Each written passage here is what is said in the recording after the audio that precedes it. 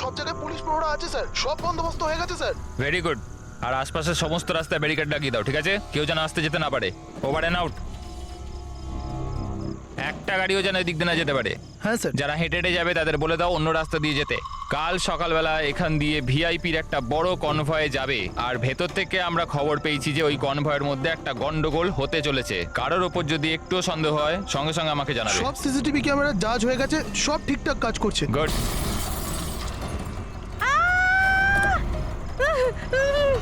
Oh my god, oh my god, oh my god, oh my god. I'm so sorry, I'm so sorry. ওঠো ওঠো ওঠো ওঠো। এইটা আমি কিছু করিনি। Get up, please get up. Accident করলেন না নাকি? না না না, আমি কিছু করিনি। He came in front of my car. এভাবে কেউ গাড়ি চালায় নাকি? স্যার, এ তো মরে গেছে। মরে গেছে?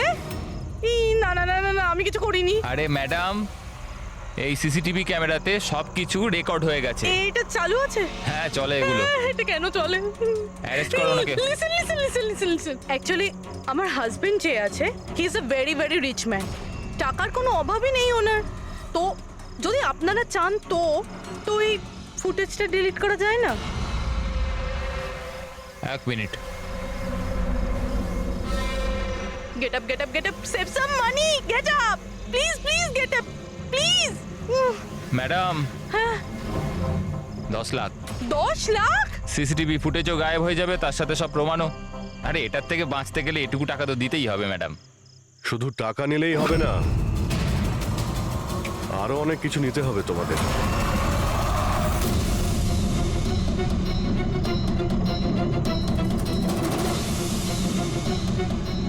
স্যার, তোমরা জানো তোমাদের ডিউটি আজকে এখানে কেন ছিল? কারণ আমরা জানতে চেয়েছিলাম যে 24শে জুলাই রাত এখানে কার ডিউটি ছিল আর কে টাকা নিয়ে অপরাধীদের ছেড়ে দিয়েছিল। তোমার মতো লোকের পুলিশে থাকার কোনো অধিকার নেই।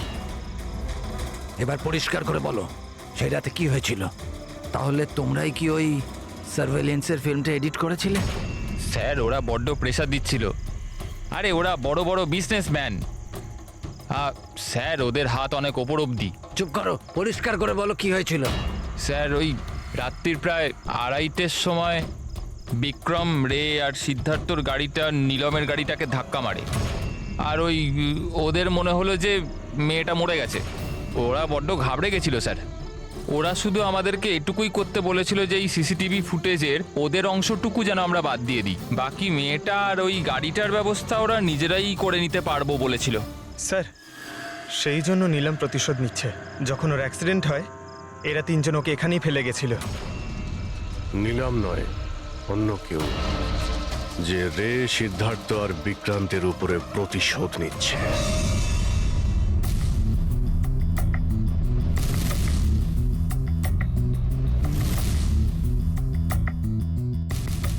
অভিজিৎ, নীলমের শরীর থেকে তার বাইরে যাওয়া পসিবল নয়। অ্যাস্ট্রাল প্রজেকশন, সেটা তো আমরা ধরছিই না। আর পুরবী তো দেখেছে, পুরবী ওখানে ছিল, আর ও তো বলছিল যে নীলম ওখান থেকে নড়েইনি। তাহলে বুঝে উঠতে পারছি না যে সিদ্ধার্থ আর রে, এরা দুজনে নীলমকে রাস্তায় কিভাবে দেখলো। এক মিনিট, এই নীলম একই সময় নিজের রুমে আর হসপিটালের করিডোরেও তো দেখা গিয়েছিল। এক মিনিট বস, এই যে গাড়িটা নীলমকে হঠাৎ দেখে ঘাবড়ে গিয়ে উল্টে যায়নি, বরং এই গাড়িটাকে অ্যাক্সিডেন্ট করানো হয়েছে।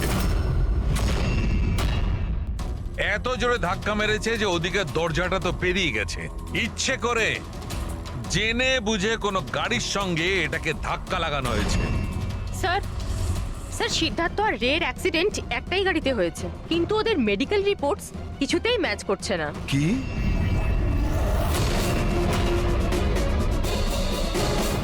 হ্যাঁ বস।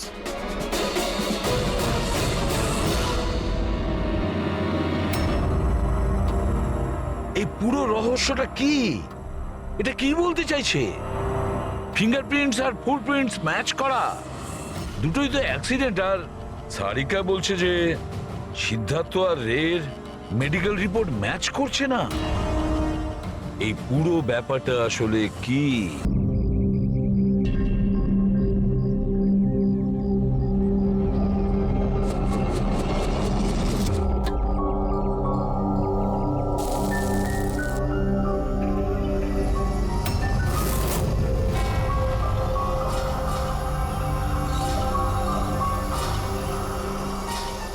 হলো?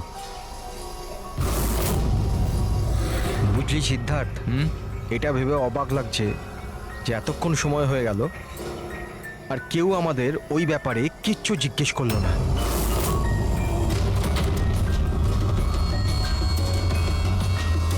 এরকম সময়ও কখনো আসবে না।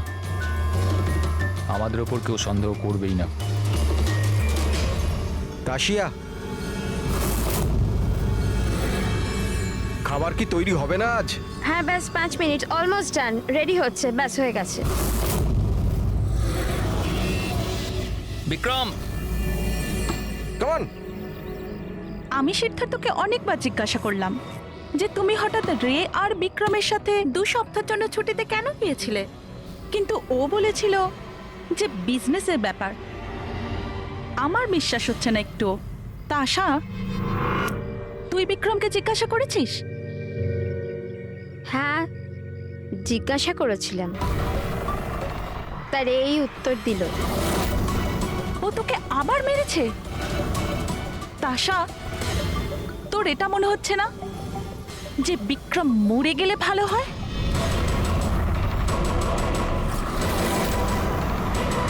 হ্যাঁ খুব মজা হলো, হাঁপিয়ে গেলাম রে। জায়গাটা হেভি ভাই, শহর থেকে অনেকটা দূরে, বেশ ফ্রেশ খুবই লাগছে। রিফ্রেশিং লাগছে, মাঝে মাঝে আসতে হবে। ঠিক বলেছিস ভাই।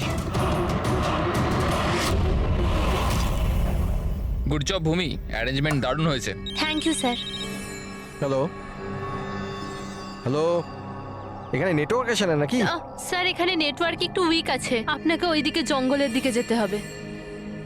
হ্যালো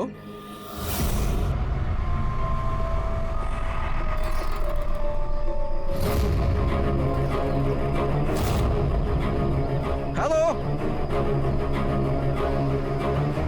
তোর নেটওয়ার্ক কেন আসছে না? হ্যালো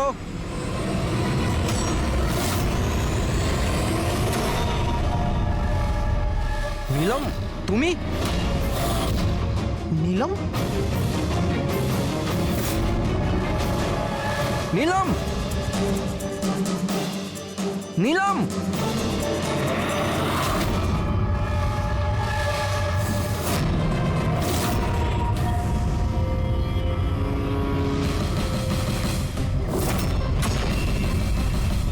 বিক্রম!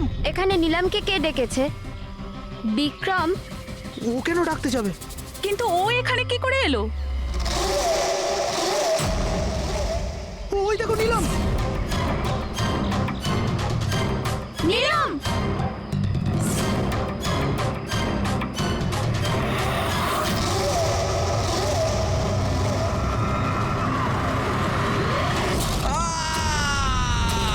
বিক্রমের চিৎকার এটা।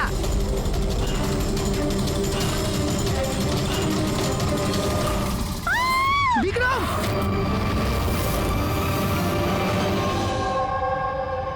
তোমরা সবাই বলতে চাইছো যে বিক্রমকে এখানে নীলম ইচ্ছে করে ডেকেছিল যাতে ওকে সহজেই মারতে পারে, তাই তো?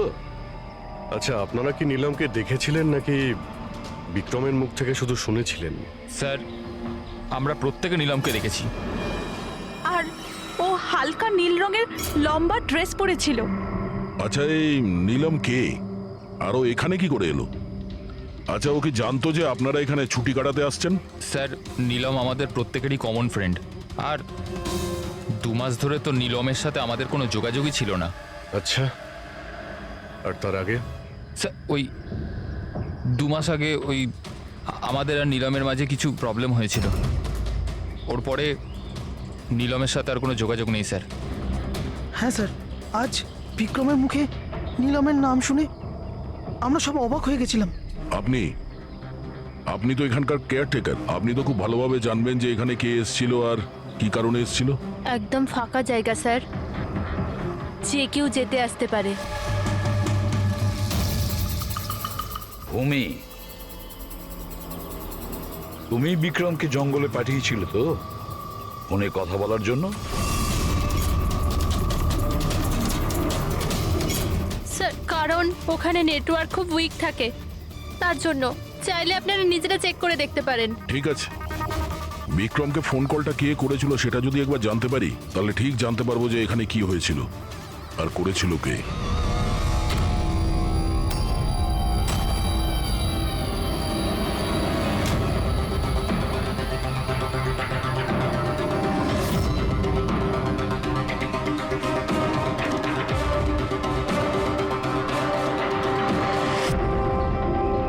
রেডি? এর উপরে ওঠো। এই নাও। কে আমি? আরে পা দাও, ওইতে পা। চলো, আরে স্যার কিচ্ছু হবে না। হ্যাঁ, সাবধানে তাড়াতাড়ি করো। আরে আরে স্যার ধরে নাও এটা। স্যার সাবধানে, নয়তো আমি পড়ে যাবো কিন্তু।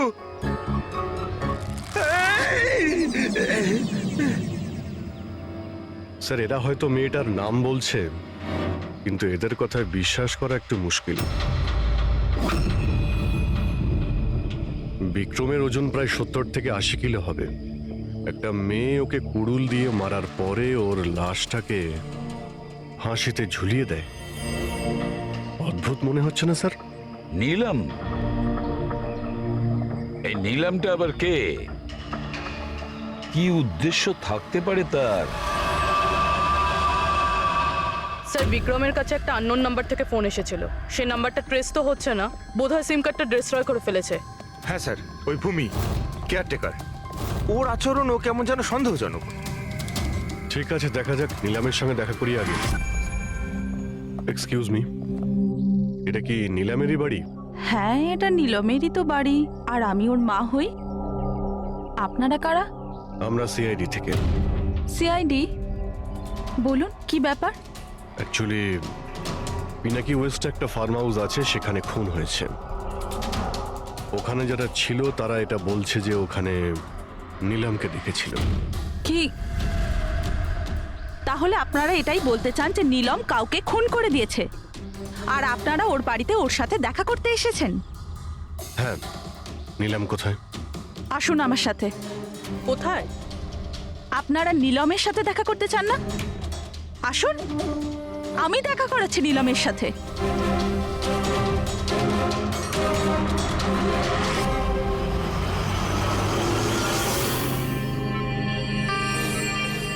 এই যে আমার নীলম, দেখছেন আপনার এর অবস্থা? মেশিনের দ্বারা জীবিত আছে, শুধুমাত্র চোখ ছাড়া এর শরীরের কোনো অংশের কোনো প্রতিক্রিয়া নেই। আর আপনারা বলতে চাইছেন যে যে এই মেয়েটি কারুর খুন করে দিয়েছে?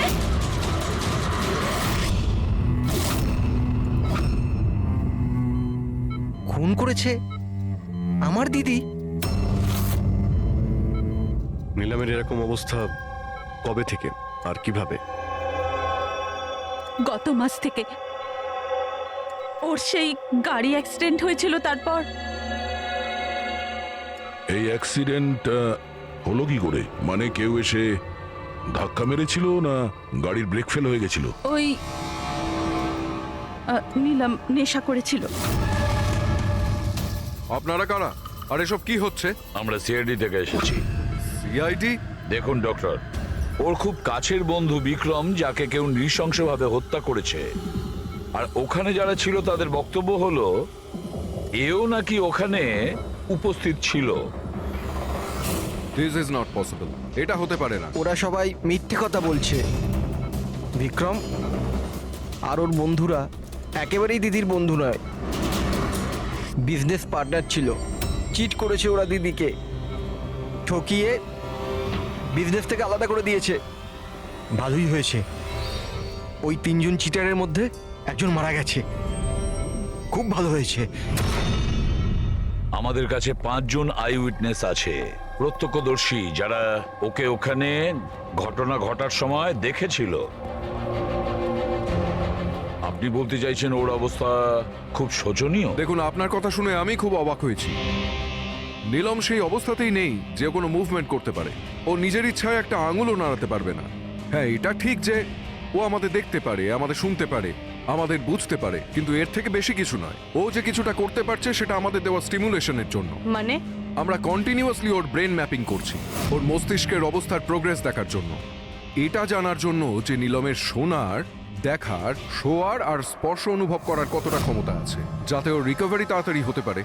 কিন্তু নীলম শুধু মিউজিক আর ফ্রেগ্রেন্স, তার মানে সুগন্ধতে রিয়্যাক্ট করছে, কারণ ওর মস্তিষ্ক এইসব জিনিসে রেসপন্ড করে। নীলম এই মুহূর্তে একটা প্রাণহীন ফার্নিচারের মতো। ও এখান থেকে নড়তেই পারবে না, কারণ মার্ডার কি করে করবে? বিক্রম নিলামকে দেখেছিল আর ওর পিছু নিয়েছিল। রে, সিদ্ধার্থ আর তাশিয়া, মনিকাও দেখেছিলেন। এতজন দেখেছে, সবার ভুল হতে পারে, এটা কি করে সম্ভব? কিন্তু নীলমের এই অবস্থা তো আমরা দেখছি স্যার। দেখুন ডক্টর, আপনাদের হসপিটালের গেট থেকে শুরু করে এই পুরো হসপিটালের সিসিটিভি ফুটেজ আমি দেখতে চাই। সরি স্যার, গত সপ্তাহে সিসিটিভি ক্যামেরা খারাপ হয়ে গেছে, কোনো ফুটেজ তো নেই আমাদের কাছে। দেখুন ডক্টর, একটা কথা মনে রাখবেন যে যদি এটা প্রমাণ হয় যে নিলামি ক্রাইম সিনে ছিল, তাহলে আপনার লাইসেন্স ক্যান্সেল হতে পারে।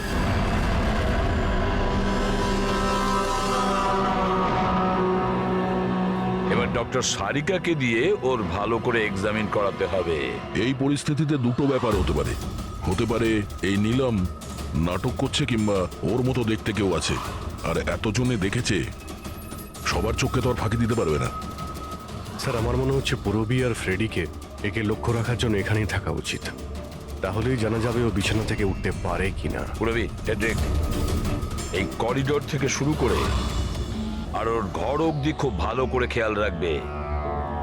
ভালো তো লাগছে না ওকে এই অবস্থায় দেখতে, কিন্তু তবু আমাদের ওর ফিঙ্গারপ্রিন্টস আর ফুটপ্রিন্টস নেওয়া দরকার।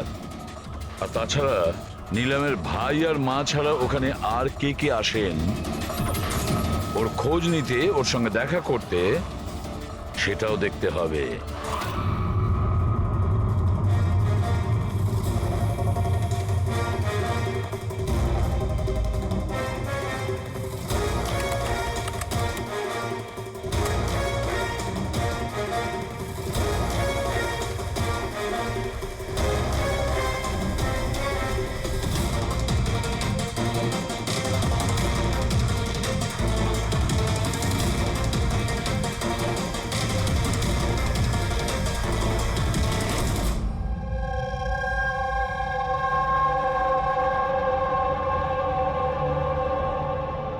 আপনারা সবাই তো নিলামের প্রতিবেশী, তাহলে আপনারা তো অবশ্যই জানবেন যে নিলামের কি কোনো যমজ বোন আছে? না স্যার। আচ্ছা, কোনো কাজিন বা ফ্রেন্ড যাকে নিলামের মতোই দেখতে? স্যার, নীলমকে আমরা ছোট থেকে দেখছি, অনেক বছর ধরে চিনি ওদের পরিবারকে। নীলমের কোনো বোন নেই, শুধু একটা ভাই আছে। আচ্ছা আচ্ছা রাজু, তুমি তো অনেক বছর ধরে এখানে কাজ করছো, তুমি নিশ্চয়ই জানবে। স্যার, নীলম দিদির আত্মীয়দের দেখেছি আমি, ওনার বন্ধুদেরকে আমি চিনি, কিন্তু স্যার এমন কেউ নেই যাকে নীলম দিদির মতো দেখতে। নীলম, ওর জ্ঞান নেই, ও কোমাতে আছে, আর ও তো কিছুই করতে পারবে না। আর রইলো বাকি সবাই যারা ওই সময় পিকনিকে প্রেজেন্ট ছিল। বিক্রমকে খুন ওদেরই মধ্যে কেউ করেছে। তবে স্যার, এই তাশিয়া বিক্রমের স্ত্রী, ওর মুখ দেখে মনে হচ্ছে না যে ওর স্বামী মারা যাওয়াতে ওর কোনো আফসোস রয়েছে। কিংবা স্যার নীলমের মা বিদ্যা আর ওর ভাই ঋষভ। স্যার, বিক্রম আর ওর বন্ধুরা নীলমকে বিজনেস থেকে সরিয়ে দিয়েছিল, হতে পারে বদলা নেওয়ার জন্য দুজনে মিলে বিক্রমকে প্রাণে মেরে দিয়েছে। স্যার, সন্দেহর তালিকায় তো এও রয়েছে, এই বিক্রমকে জঙ্গলের দিকে পাঠিয়েছিল স্যার। পঙ্কজ, এই 4 জনের ওপর কড়া নজর রাখো। দেখো গত 48 ঘন্টায় কি করছিল, কোথায় কোথায় গিয়েছিল। স্যার, স্যার আমার একটা ব্যাপার একদম ভালো লাগেনি। কি ভালো লাগছে না ভাই? স্যার, আমি নিজে ওই মেয়েটাকে এক্সামিন করে আসছি, বেচারি নিজের হাতটাও নাড়াতে পারে না, আর আমরা ওর ফুটপ্রিন্টস আর ফিঙ্গারপ্রিন্টস খুনির সাথে ম্যাচ করাচ্ছি। দিস ইজ সারিকা, একটা কথা তুমি খুব ভালো করে মনে রাখবে, তুমি এতদিন ধরে সিআইডিতে কাজ করছো। সিআইডির কাজে কোনো ইমোশনের জায়গা নেই, এখানে সবাইকে সন্দেহ করতে হয়। মনে রেখো, ওই মেয়েটাকে 5 জন লোক ওখানে দেখেছে, বুঝলে? ইমোশনের কি আছে? এক কাজ করো, এই সব ফিঙ্গারপ্রিন্টস যেগুলো পুরবী আমাদের এনে দিয়েছে, আর এই দড়ি থেকে, কুড়ুল থেকে যে ফিঙ্গারপ্রিন্টস আমরা পেয়েছি, ওগুলো আমি সেভ করেছি। একটু ম্যাচ করে দেখো যদি কিছু পাওয়া যায়।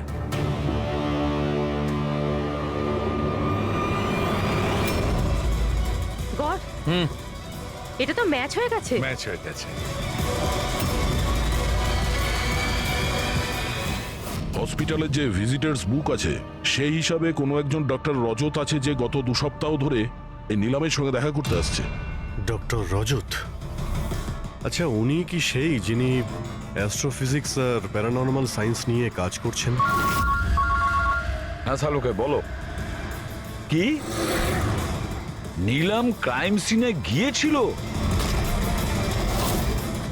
নীলম হাঁটতে পারে?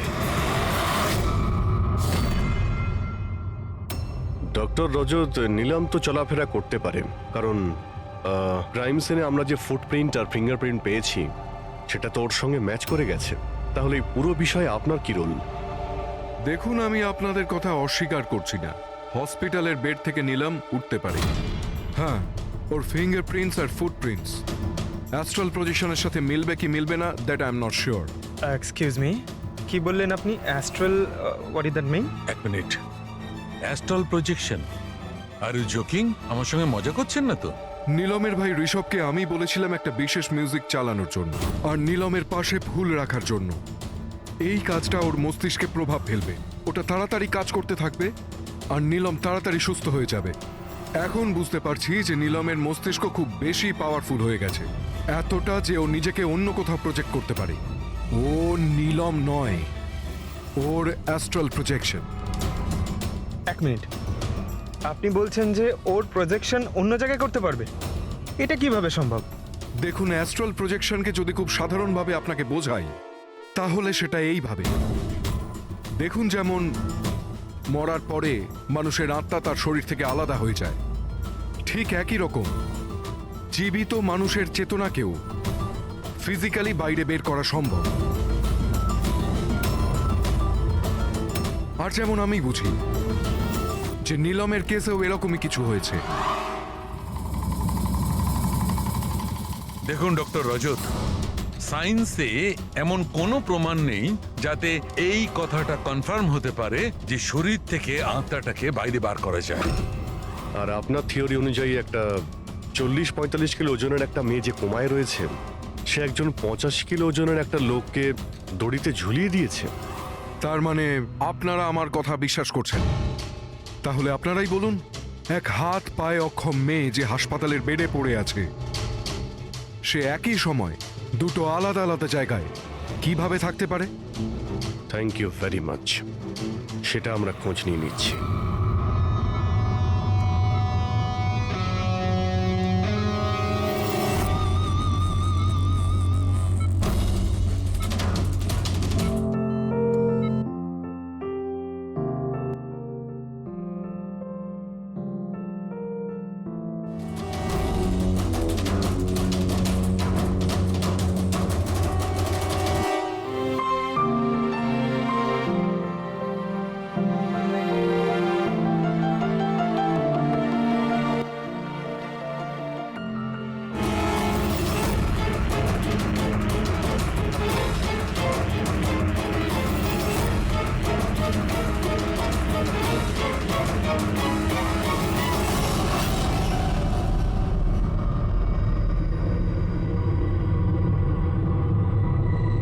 শোনো, আমি তোমাকে কিছু বলতে চাই।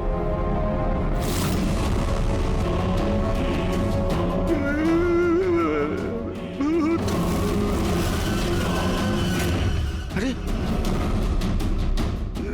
এই মাত্র তো ছিল।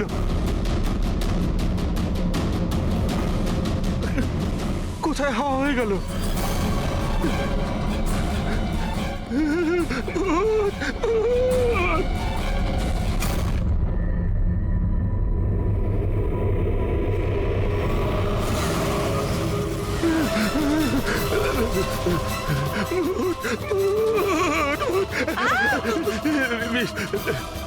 ওখানে ভূত। কোথায়? পুরবি, আমি ওকে নিজের চোখে দেখেছি, ওখানে দাঁড়িয়ে ছিল। হঠাৎ করে উধাও হয়ে গেল। কিন্তু নীলম তো এখানেই ছিল, এখান থেকে ওঠেও নি। এই নীলম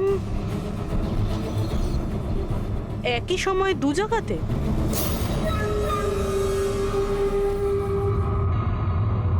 স্যার, আমি নিজের চোখে দেখেছি নীলমের আত্মা দাঁড়িয়েছিল এই করিডোরেই।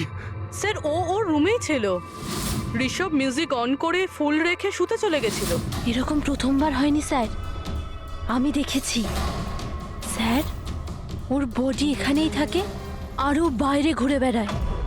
দেখলেন, আমি আপনাদের আগেই বলেছিলাম মিউজিক আর ফুলের জন্য ওর নার্ভের সক্রিয়তা বেড়ে যায়, আর সেই অবস্থায় ওর আত্মা শরীরের বাইরে চলে যায়। Astral projection. Astral projection? হ্যাঁ। ঋষভ, ভেতরে যাও, গিয়ে মিউজিক চালাও, যেটা তুমি তোমার বোনকে শোনাও, আর ওই ফুল সেটাও রাখো। হ্যাঁ স্যার। এবারে দেখবো।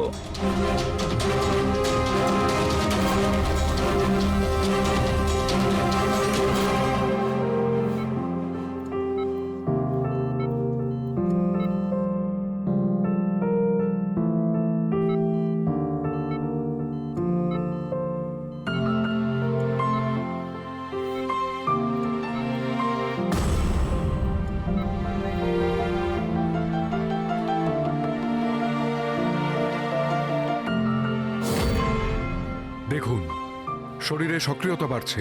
আমি আপনাকে বলেছিলাম না আমি ভুল বলিনি? ঠিক আছে ডক্টর, ওর আঙ্গুলটা নড়াচড়া করছে, কিন্তু ওর অ্যাস্ট্রাল প্রজেকশন কোথায়? শুধু তো আঙ্গুলের রিয়াকশন দেখছি। তাহলে কি পুরো হসপিটালে ওর আঙ্গুলের ছাপ খুঁজে বেড়াবো?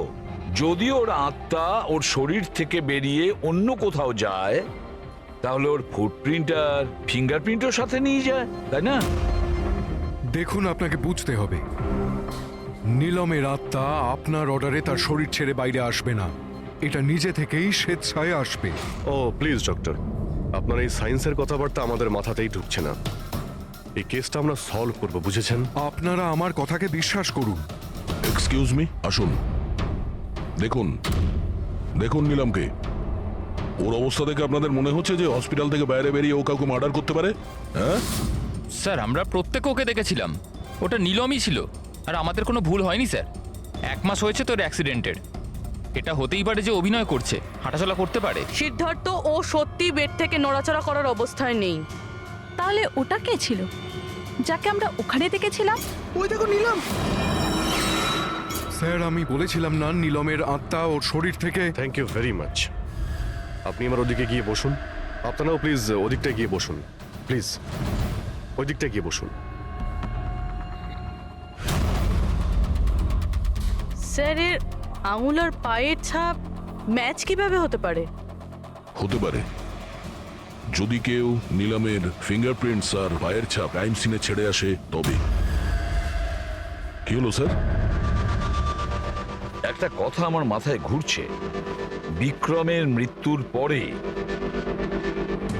তোমাদের মনে আছে বিক্রমের বন্ধুরা কি বলেছিল? স্যার, নীলম আমাদের প্রত্যেকেরই কমন ফ্রেন্ড, আর 2 মাস ধরে তো নীলমের সাথে আমাদের কোনো যোগাযোগই ছিল না। সিদ্ধার্থ কি করে জানলো যে নীলমের অ্যাক্সিডেন্ট 1 মাস আগে হয়েছিল? 1 মাস হয়েছে তোর অ্যাক্সিডেন্টের। হাঁটাচলা করতে পারে, এটা হতেই পারে যে অভিনয় করছে। সিদ্ধার্থ, রে, তাশিয়া, মনিকা আর ভূমি, এদের সবাইকে বিউরোতে নিয়ে এসো। সিদ্ধার্থ,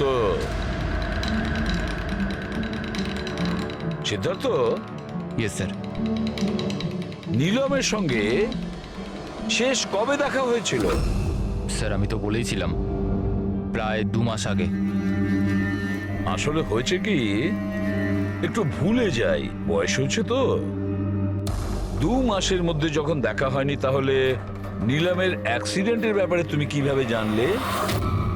স্যার, ঠিকঠাক তো মনে নেই, কিন্তু কথায় কথায় বিক্রমই বলেছিল আমাকে।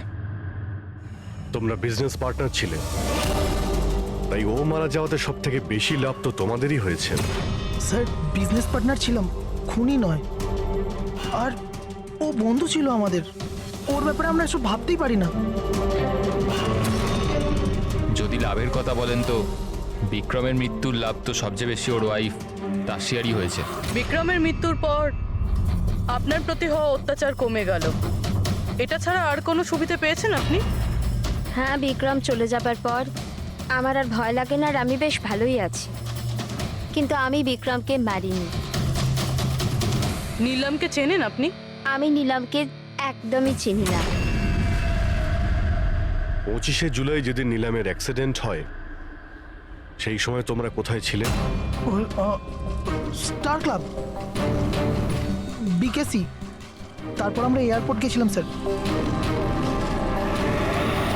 সিদ্ধার্থ, তোমার স্মৃতিশক্তির প্রশংসাই করতে হয়। স্যার মনে তো থাকবেই, ওয়ার্ল্ড ট্যুরের জন্য টিকিট আমি তো বুক করেছিলাম। ট্রাভেল এজেন্ট কে ছিল? সাইমা ট্রাভেলস। যেই বাংলোতে আপনি ছুটি কাটাতে গিয়েছিলেন, ওখানে যাওয়ার আগে আপনি ওখানে 2-3 বার গিয়েছিলেন। কি করতে গিয়েছিলেন? আমি এটাই দেখতে গিয়েছিলাম যে ওখানে কেমন সব ব্যবস্থা, ওটাই দেখাচ্ছিল। ভূমি, আপনি বিক্রমকে বাংলোর পিছনে এইটা বলে পাঠিয়েছিলেন ওখানে নেটওয়ার্ক আসে, কিন্তু এটা সত্যি না, আমরা চেক করেছি। দেখুন ম্যাডাম, ওরা অনেক বড় লোক, আমার ওদেরকে মেরে কি লাভ হবে? আর আপনি শুধু শুধু আমাকে এইসবে টানছেন। ম্যাডাম, আমি কিছু করিনি। তাহলে বিক্রমের মৃত্যুর আগে, একদিন আগে হসপিটালের বাইরে কি করছিলেন? আমার ভাইয়ের দোকান আছে, ওখানে দেখা করতে গেছিলাম।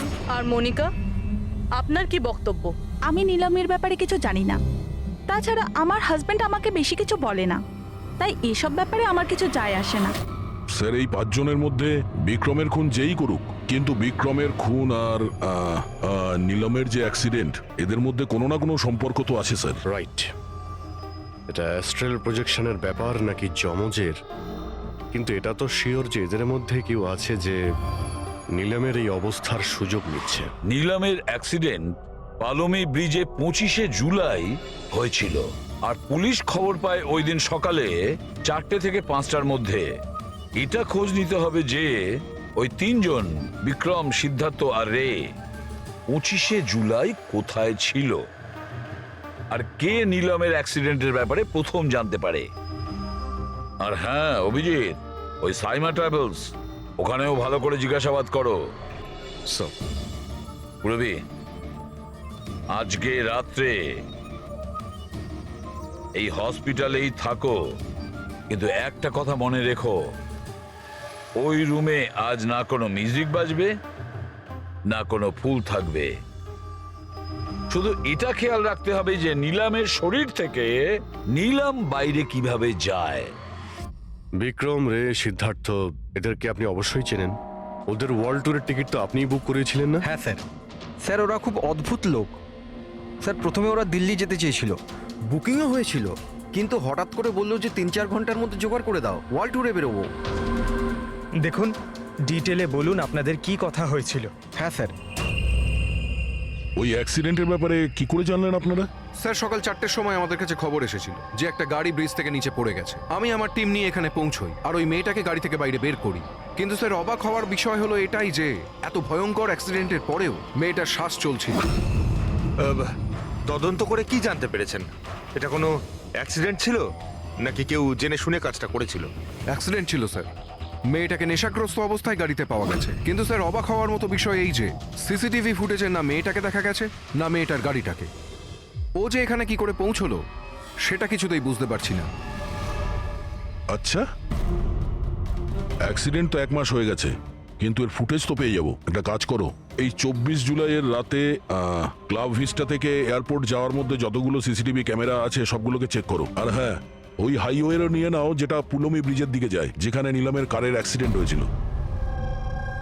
স্যার 25শে জুলাই রাতে বিক্রম স্যার ফোন করেছিল। স্যার উনি বললেন যে ওনারা 3 জনে ওয়ার্ল্ড ট্যুরে যাবেন, এই জন্য নেক্সট ফ্লাইটেই টিকিট বুক করে দিতে। স্যার আমার খুব অদ্ভুত লেগেছিল ব্যাপারটা, কিন্তু স্যার ওনার কথা থেকে এটা মনে হচ্ছিল যে কিছু তো একটা গড়বড় চলছে। I C.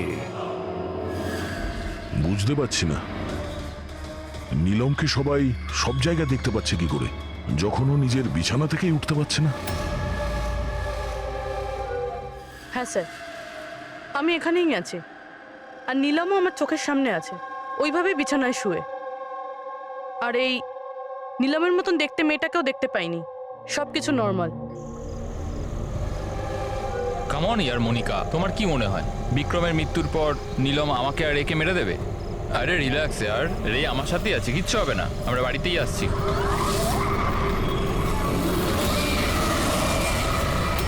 নীলম, নীলম, সিদ্ধার্থ সামনে নীলম দাঁড়িয়ে আছে।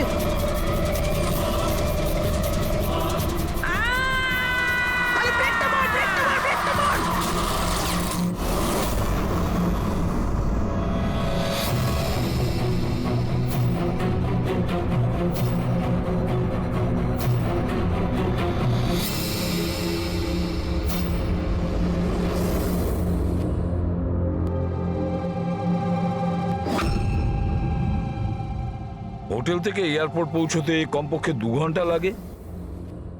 ভেবে পাচ্ছি না এই 3 জনের 7 ঘন্টা কিভাবে লাগলো। আর স্যার এই ফুটেজগুলো নিয়ে কিছু করা হয়েছে। এই একটু পিছনে নাও তো পঙ্কজ, আর একটু পিছনে নাও যেখানে ডিসি চক ছিল। হ্যাঁ স্টপ, এখান থেকে চালাও। আর এটা পরের ফ্রেমে উধাও। এই ফুটেজ এডিট করা হয়েছে স্যার, এডিট করা হয়েছে। পুলমি ব্রিজের দিকে যাওয়ার রাস্তার সমস্ত সিসিটিভি ফুটেজ তো আমরা চেক করেছি। নিলামের কার তো কোথাও দেখতেই পাইনি। আর যদি নিলাম এই রাস্তা দিয়ে না যায় তাহলে ওর গাড়ি ওখানে ওই পুলমি ব্রিজের নিচে কি করে গেল? স্যার মনে হচ্ছে নিলামের সঙ্গে ওখানে কিছু হয়েছিল, যেখান থেকে ফুটেজে গাড়িটা উধাও হয়েছে। পুলিশের রিপোর্ট অনুযায়ী নিলামের অ্যাক্সিডেন্ট হয়েছিল 25 তারিখ সকালে 4টে থেকে 5টার মধ্যে। মানে অ্যাক্সিডেন্টটা 24 তারিখ রাত্রে হয়েছিল। যে ট্রাফিক পুলিশ ওই সময় ডিউটিতে ছিল আর সার্ভিলেন্স কপস ডিউটিতে ছিল, ওদের সাথে কথা বলতে হবে। Hello, what? এখন কোথায়? ওকে, ঠিক আছে, আমরা আসছি। স্যার এই সিদ্ধার্থ আর রেড গাড়ির অ্যাক্সিডেন্ট হয়েছে। কি? ওরা এখন ব্লু হেলথ কেয়ার হসপিটালে রয়েছে। কিছু ঠিক হয়ে যাবে। দেখুন, জানি না। আমরা আমাদের তরফে সম্পূর্ণ চেষ্টা করেছি, কিন্তু এখন পেশেন্টকে বাঁচানো খুব মুশকিল। কি হলো? কিভাবে অ্যাক্সিডেন্ট হলো? কি করে মানে? এই সব নিলামের জন্যই হয়েছে। এইসব নিলাম করেছে। এটা আপনি কি করে জানলেন? আমি ফোনে শুনেছিলাম। রে সিদ্ধার্থকে বলল যে সামনে রাস্তায় নিলাম দাঁড়িয়ে আছে। নিলাম? সিদ্ধার্থ সামনে নিলাম দাঁড়িয়ে আছে? ওরা দুজনেই খুব ভয় পেয়ে গেছিল। পুরবি, তুমি নিলামের কাছেই ছিলে তো? স্যার, স্যার নিলাম হসপিটালেই ছিল। ওর বাইরে যাওয়ার প্রশ্নই ওঠে না। আপনাকে এই অ্যাক্সিডেন্টের খবর কে দিয়েছে? 12:30টার সময় কারো ফোন এসেছিল, কিন্তু ফোনেতে নিজের নামটাও বলেনি। আমরা যখন অ্যাক্সিডেন্ট স্পটে পৌঁছলাম, কারটা তখন পাল্টি মেরে রাস্তার নিচে পড়েছিল। ভেতরে সিদ্ধার্থ রক্তে মাখামাখি হয়েছিল, আর রের শরীরটাও জানলা দিয়ে অর্ধেক ঝুলেছিল। এক কাজ করি, সিদ্ধার্থ আর রে দুজনের মেডিকেল রিপোর্ট আর ওই গাড়িটাকে নিয়ে ফরেন্সিক ল্যাবে পাঠিয়ে দাও।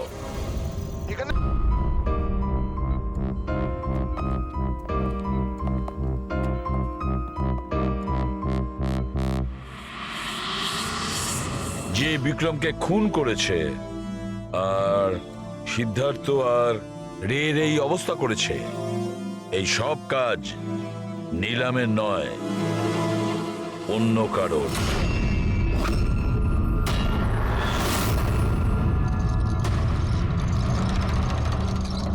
রে রে তোমার যেখানে অ্যাক্সিডেন্ট হয়েছিল সেখানে সিআইডির অফিসাররা গিয়েছিল। আর তাছাড়া তোমার গাড়ির কন্ডিশন আর তোমাদের মেডিকেল রিপোর্টও চেক করা হয়েছে। ওটা খুব সাংঘাতিক অ্যাক্সিডেন্ট হয়েছিল। দেখো সিদ্ধার্থর কিরকম অবস্থা।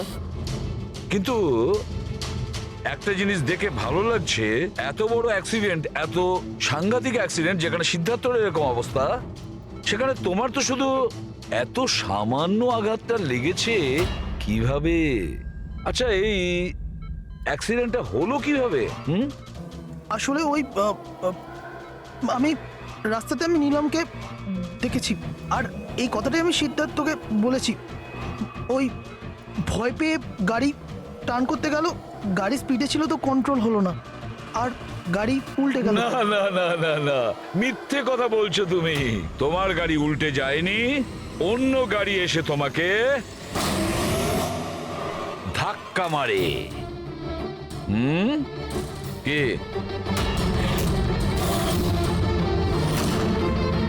হ্যাঁ স্যার, সিদ্ধার্থকে মারার প্ল্যান আমিই করেছিলাম, আর এতে ভূমি আমাকে সাহায্য করেছিল।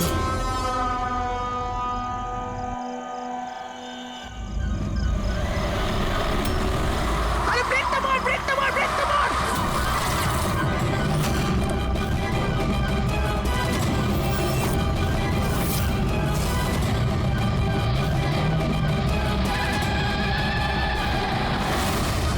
তাহলে ভূমিকে আমরা ভুল সন্দেহ করিনি। আর নিলামের হলোগ্রাম ওটাও তুমি বানিয়েছিলে, তাই তো? এই নিলাম একই সময় নিজের রুমে আর হসপিটালের করিডোরেও তো দেখা গিয়েছিল। এটা শুধু একটা কারণেই ঘটতে পারে, শুধু একটা কারণে। 3D হলোগ্রাম, মানে নিলাম ছিল না, নিলামের ফটো ছিল। হ্যাঁ স্যার, ওই হলোগ্রাম আমি বানিয়েছিলাম, কিন্তু নীলামকে এই অবস্থায় পৌঁছানোর দায়ী আমি নই স্যার।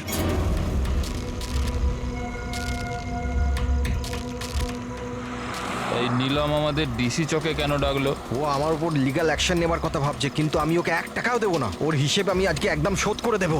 আরে কি করছিস বিক্রম? ও বন্ধু আরে আমাদের। উড়িয়ে দে এটাকে বিক্রম। আরে সেটা তো তুই চুপ করে বস না। না বিক্রম, না না না বিক্রম।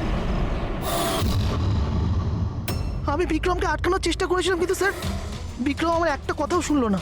আমি নীলমকে বাঁচাতে চাইছিলাম স্যার, ওকে হেল্প করতে চাইছিলাম, কিন্তু এই দুজনে আমাকে কিছু করতে দেয়নি। ও আমাদের বন্ধু ছিল স্যার, কিন্তু আমিও টাকার লোভে পড়ে গিয়ে সিদ্ধার্থ আর বিক্রমের সাথে মিলে নীলমের সাথে বেইমানি করলাম স্যার। ওকে বিজনেস থেকে বের করে দিলাম, আর ওকে মরার জন্য ছেড়ে দিয়ে আমরা 3 জন ওয়ার্ল্ড ট্যুরে চলে গেছিলাম। কিন্তু স্যার যখনই আমরা ফিরে এলাম, তখন থেকে আমি বুঝতে পারলাম যে সিদ্ধার্থ আর বিক্রম মিলে আমাকেও এই বিজনেসের পার্টনারশিপ থেকে বাইরে বের করে দিতে চাইছে। কিন্তু এর আগে এই দুজন নীলমের মতো আমার সাথেও বেইমানি করে। আমি এই দুজনকে আমার রাস্তা থেকে সরানোর প্ল্যান করলাম, আর নীলমের সাহায্য নিয়ে ওদেরকে ভয় পাওয়াতে শুরু করি। তাহলে এই বাংলোতে ছুটি কাটানোর আইডিয়া তোমারই ছিল? হ্যাঁ, ওখানে আমি দুজনকে রেখেও ছিলাম বিক্রমকে মারার জন্য। আমি যা করেছি আমার আফসোস নেই স্যার। নীলমের এই অবস্থাতে আমার পরিচয় গোপন করে ওকে টাকা দিয়ে সাহায্য করছিলাম। জেল যাওয়ার পর এটাই চাইবো যে ওর চিকিৎসায় যেন কিছু কম না হয়। আর ভূমি আমার অফিসে কাজ করতো স্যার, এই জন্য আমি জানতাম যে ও আমার সঙ্গ দেবে। আর আমি ভূমিকে ব্যবহার করেছি নীলমের 3D হলোগ্রাম লাগানোর জন্য।